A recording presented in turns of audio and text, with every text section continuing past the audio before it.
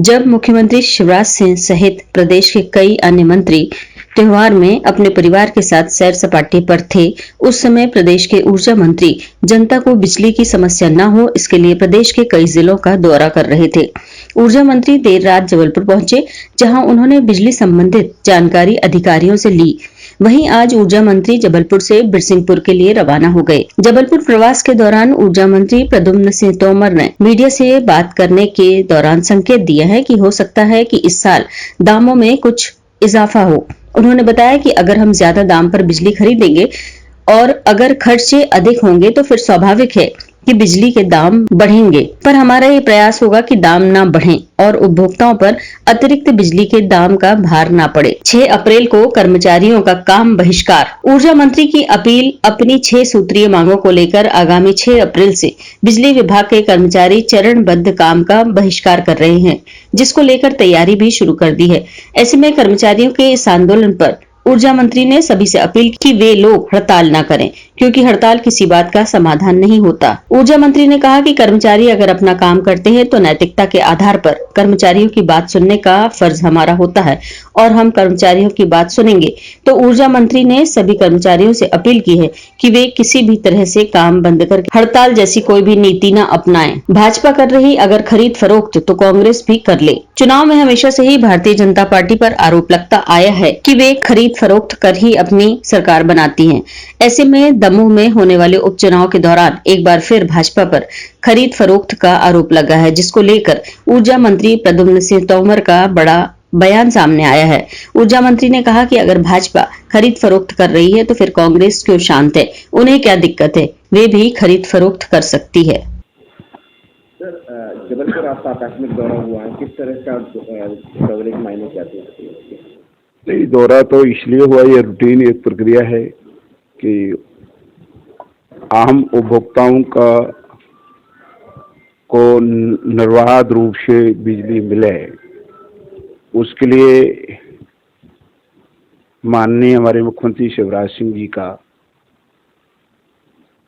सोच है। उसको क्रियान्वयन करने का दायित्व ऊर्जा मंत्री के रूप में मेरा और हमारी टीम का है, और उसके लिए मैं, जब मेरे पास भोपाल में काम नहीं है तो टूर पे आ जाता हूँ।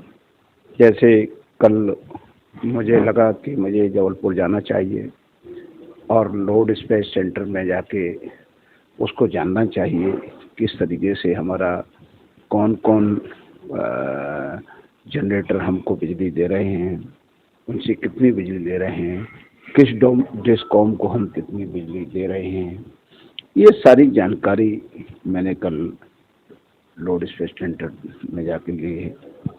आज सवेरे मैं अस्पताल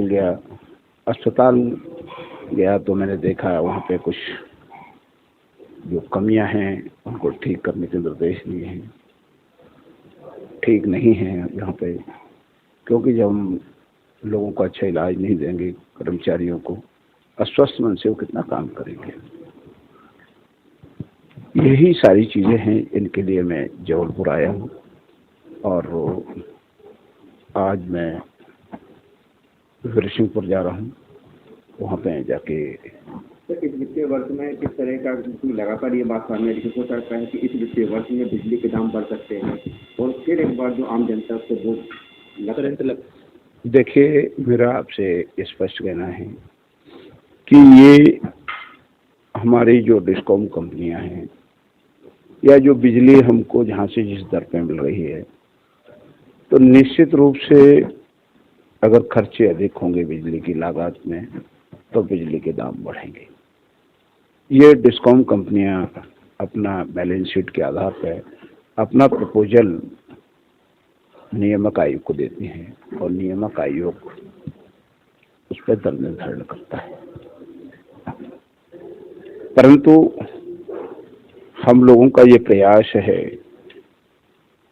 कि आम उपभोक्ता पर बिजली की दरों का बोझ न बढ़े। उस तरफ हम लोग काम करना शुरू किए हैं और इसके परिणाम आने वाले वित्तीय वर्ष में दिखेंगे। सर संगठन हमेशा से हड़ताल की एक कोशिश करता है कि हाल ही में फिर 6 अप्रैल को तमाम संगठन है वो 1 दिवसीय काम बंद हड़ताल करने की तैयारी लगभग कर चुका है।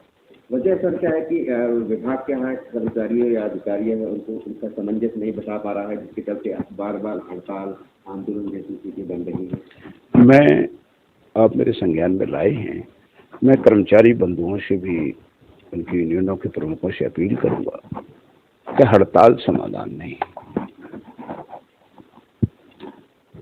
हमको उनकी जो बातें हैं वो काम करें और ज्यादा काम करें, तो नैतिकता के आधार पे हमें उनकी बात को सुनने के लिए सारे मैनेजमेंट को बाध्य होना पड़ेगा। इसलिए मेरी अपील भी है उनसे कि वो हड़ताल ना करें। संविदा जो कर्मचारी हैं आपसे उनको नियमित करने का कुछ चल रहा है, क्योंकि लंबे समय से संविदा कर्मचारियों को नियमितीकरण की मांग कर रहे हैं, यही वजह है कि आंदोलन जैसी स्थिति बन जाती है। ये एक देखिए प्रक्रिया है शासन स्तर पे, और इसमें समय समय पे हम लोग निर्णय करते हैं और आगे भी करेंगे। सर बिजली थाने भी खोलने की आपने बात कही थी कि हर जिले में निश्चित रूप से अगर आवश्यकता होगी जिन जगहों पे, वहाँ पे बिजली के थाने भी खुले जाएंगे। तो किस तरह से काम करेंगे बिजली थाने में? जहाँ पे बिजली लॉसेज हैं, जहाँ पे लोगों को दिक्कत होगी, उन जगहों पे जहाँ जरूरत होगी पहले भी वो स्थान चिन्हित होगी। सर अंतिम सवाल, अभी ग्वालियर में सर आपने एक बयान दिया था कि ग्वालियर आईटीओ को निलंबित कर दिया गया है, लेकिन आज भी यथावत है। ऐसा जैसा मैंने आपसे कहा कि मैं वहाँ घटना स्थल पर था, जो मुझे जानकारी ऊपर से दी गई उसके आधार पे मुझे बताया गया, पर मुझे बाद में बताया गया वो छुट्टी पे, इसलिए निलंबित नहीं हो सकता है। सर दमोह उपचुनाव है, अभी सर किस तरह की स्थिति रहेगी, क्या निलंबन होगा उनका या यथावत रहेंगे वैसे ही? मुझे जो ज्ञात हुआ है कि उनके लिए जांच बैठा दी गई है, ऐसा मुझे ज्ञात हुआ है। सर दमोह